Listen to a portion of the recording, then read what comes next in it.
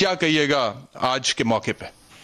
मेरा हाल है, एक तो ये कि आपका पैकेज बहुत अच्छा बना है, excellent package, so my compliments for that.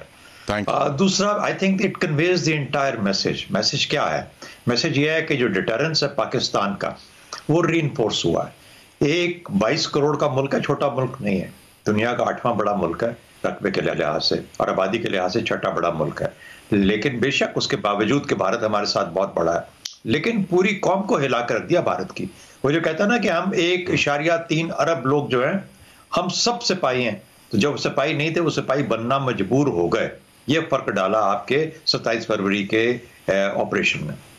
दूसरी बात, आपने बड़े बिल्कुल वाज़ेह तौर पे कहा कि आपने तो एक रात की तारीकी में एक हमला किया, और एक इस तरह का हमला किया जो कि गालिबन आपके अपने स्टैंडर्ड्स को भी मीट नहीं करता था।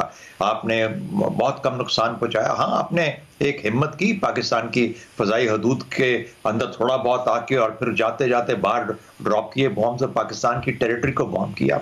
लेकिन अगले ही दिन 12-24 घंटे के अंदर अंदर यू गॉट द रिस्पॉन्स। आपको 12 दिन लगे पुलवामा के बाद फैसला करने में और हिम्मत पकड़ने में। पाकिस्तान एयरफोर्स ने या पाकिस्तान ने सिर्फ 24 घंटे के अंदर आपको जवाब दिया। ये है डिफरेंस ऑफ प्रिपेयर्डनेस और डिफरेंस ऑफ ऑपरेशनल रेडीनेस। ये चीजें फर्क होती हैं। आप पहले से सोच चुके होते हैं कि किस किस्म की जंग होगी, दुश्मन क्या करेगा, और मैंने जवाब किस तरह देना है।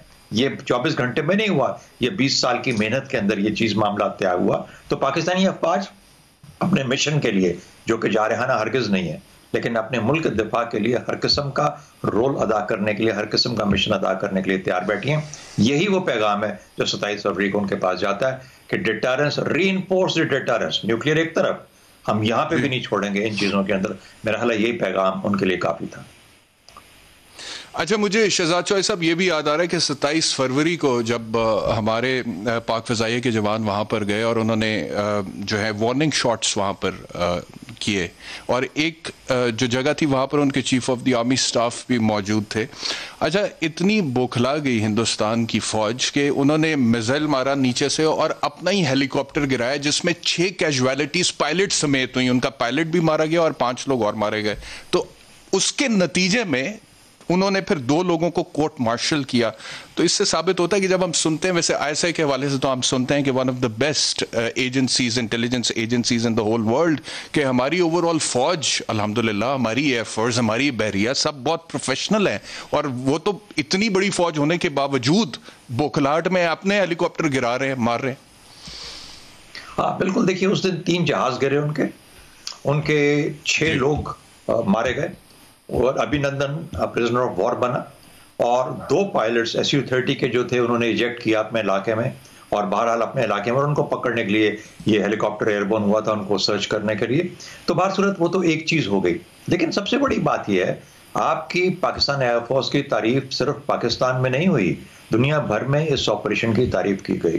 पाकिस्तान एयरफोर्स ने जिस प्रोफेशनलिज्म और जिस प्रिपेयर्डनेस के साथ और जिस इंटेग्रिटी और सिनर्जी के साथ ये मिशन किया, ये मेरे ख्याल में दुनिया भर में एक मिसाल के तौर पर सामने आया है। कभी भी इस तरीके से इतने एलिमेंट्स एयरफोर्स के मिलके एक मिशन को अंजाम दें, ये बहुत कम देखा गया है, बहुत कम ऐसा हुआ है। तो मेरा ख्याल है यही बौखलाहट थी, इस किस्म की जो सिनर्जी थी तमाम एलिमेंट्स के बीच में, जिसके ये ऑपरेशन हुआ, मुकम्मल हुआ, और बखूबी और बेहतरीन तरीके से करके वापस पहुंचे वो। दूसरी बात, एक और चीज़ आपने बड़ी अच्छी याद दिलाई, उनके जो 14th कोर के जो कोर कमांडर हैं वो उस वक्त वहाँ मौजूद थे।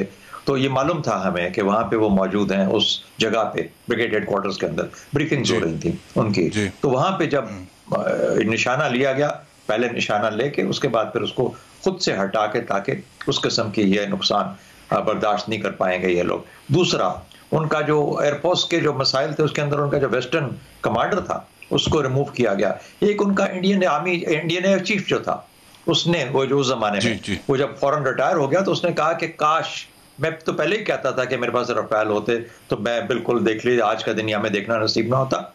एक कमांडर ये बात करता है, कोई कमांडर ऐसा नहीं कह सकता कि मेरी फौज तैयार नहीं है। वो कमांडर क्या कह रहा था, मान रहा था कि मेरी एयरफोर्स तैयार नहीं है इस काम के लिए जिसमें उसको झोंका गया। तो मेरा ख्याल है ये एडमिशन ऑफ फेलियर है। अच्छा, ये जो अभी राफेल इनके पास आया, इसकी टक्कर का हमारे पास क्या है शहजाद चौधरी साहब?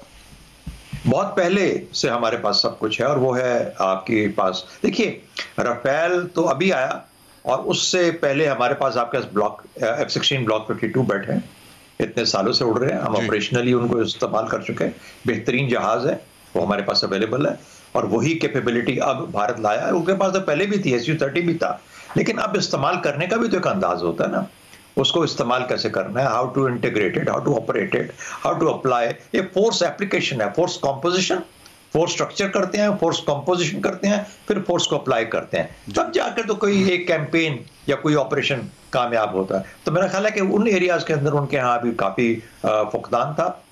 तो हमारी टक्कर का जवाब यह है कि हमारे पास हर वो कैपेबिलिटी मौजूद है जो कि मिलके एक बहुत बड़ी कैपेबिलिटी और मल्टीप्लाई करती है अपनी इफेक्ट को।